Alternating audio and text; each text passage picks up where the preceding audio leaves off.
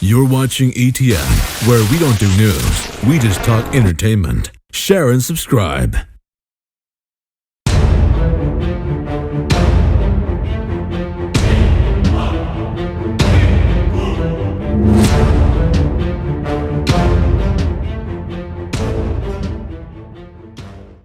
Hey guys, welcome to Entertainment Talk Nation. This is Rob. This video, it's time to continue the March of the King series. Boy, you know, this series has been going on since what, October? And I gotta say, now we're at GMK. After this, we have 2 more movies in the Millennium series. Then, if those of you who remember way back when I started the series, I said that I was going to leave Gojira 54 and Raids again for the week that the movie's released. So, GMK,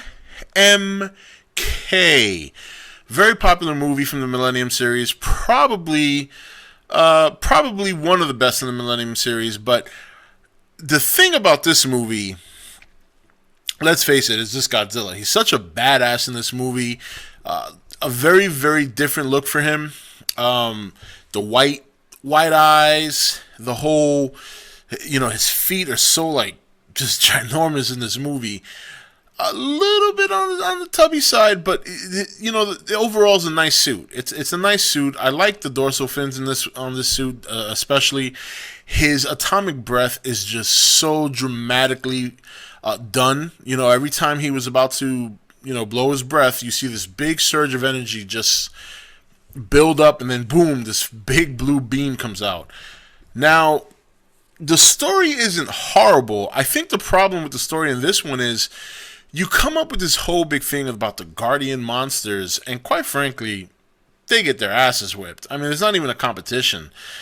Baragon had no place to be in this movie. I mean, he was probably basically put there just to give him some screen time, but I mean, he was just so outmatched. I mean, when Godzilla just kind of pushes his foot down on his jaw while he's down, and then he just torches him. He just engulfs him in flames.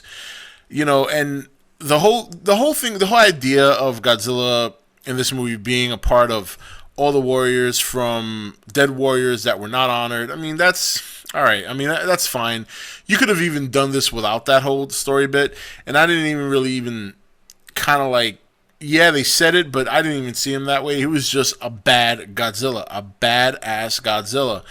Now, and the story with the whole, you know, guardian monsters, you know, the concept I thought was all right. It was pretty cool. You know, it was different from the whole alien and things of that nature, but they were hardly guardians. I mean, like I say, Baragon got trampled, you know, and then Mothra, I gotta say, I was very happy to see him just handle Mothra, because prior to this movie, Mothra's always beaten Godzilla. It's almost been like, it's the one monster that I always felt shouldn't have beaten Godzilla, but always did. You know, in the very first Godzilla vs. Mothra, the little larvas won, and I mean every fight after that. You know, the battle for Earth, obviously tag team with Batra, but Mothra won. In fact, Mothra kind of outsmarted both those monsters, because they both ended up dumped in the sea while Mothra flew on and lived on happily ever after. And it's interesting that in this movie they team up Mothra with Ghidorah, who in the Mothra movies, Ghidorah seems to be the primary villain. So it's kind of odd to see them on the same team. It's kind of odd to see Ghidorah in a good guy role altogether. You know, it's the first time, and it wasn't even, I mean, again, wasn't a match. They come out of the water, and suddenly Ghidorah's got this surge of power, and here comes the gravity beams, lighting Godzilla up. Godzilla turns around, one atomic blast, engulfed in flames. It was like all that build up for nothing, because he got killed anyway. I like in the beginning of the movie when they kind of talk about the Godzilla movie from '98. They kind of alluded to that when the guy looks at him in class and he says, you know, did you hear about what happened in New York? Was that really Godzilla? And then some of us know better. And so that was kind of funny, a little stab at the 98 movie there. And, you know, the storyline, like I said, was okay. You know, once again, humans in the middle of the fight. I mean, at this point, just pull back. Let the monsters have at it. Godzilla wins, then come in and try and do your thing. But it was kind of cool. It was different. It was different. I mean, flying in Godzilla's mouth, floating around his body, and killing him from the inside. I mean, that was clever. It was, these movies, they're not meant to win awards. They're not meant to go down in history as one of the best movies ever. So it's nice when you see them change it up from the normal aliens or any other kind of cheesy things that they've repeated time and time again. Where in this movie, they kind of go against the grain a little bit. They try something different that works. I do also like the scene where Godzilla's walking by the building and the chick's there, and she's all relieved thinking he went by, and then next thing you know, his tail comes by and just swings the building and crush. I mean, it was a very brutal Godzilla, and I think that's why a lot of people like it, is because you get to see him just do things. I mean, he even shows intelligence to a certain extent. Like, I love the scene when Mothra's trying to come up behind him. The first time he knocks her with his tail while he's beating up on Ghidorah. And the second time he's about to blow up the ship, and right as he was about to unleash his atomic breath, he turns around and blasts Mothra into oblivion. I mean, crazy. And again, it was such a great thing to see, because after a while, I mean, how you figure the odds had to be in Godzilla's favor to at least one day beat Mothra. And not only did he beat Mothra in this movie, he beat Mothra along with Ghidorah. So Baragon was a joke. That was like a warm up.